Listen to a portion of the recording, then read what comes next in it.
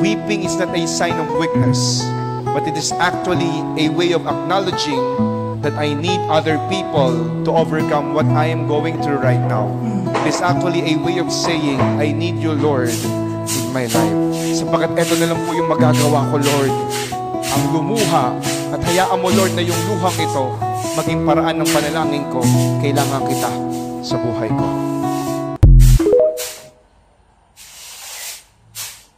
Ang daming bagay sa buhay natin na dahil nakasanayan mo, na dahil madali, dahil convenient, ayaw mong bitiwan. That is what represents sa ating comfort zone. But mind you, my dear friends, there is no growth within our comfort zones. Sapagkat yung paglago, nagsisimula kapag natuto kang lumabas doon sa comfort zone mo. Sapagkat ayaw ni Lord na mag-settle tayo sa less.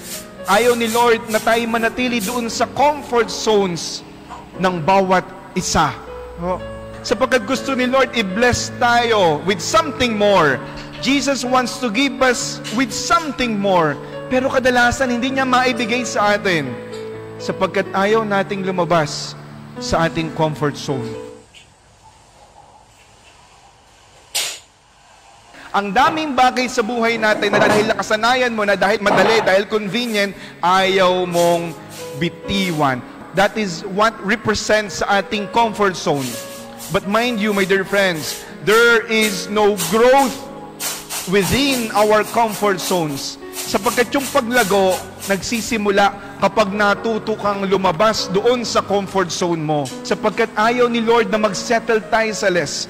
Ayaw ni Lord na tayo manatili doon sa comfort zones ng bawat isa. Sapagkat gusto ni Lord i-bless tayo with something more. Jesus wants to give us with something more. Pero kadalasan hindi niya maibigay sa atin. Sapagkat ayaw nating lumabas sa ating comfort zone.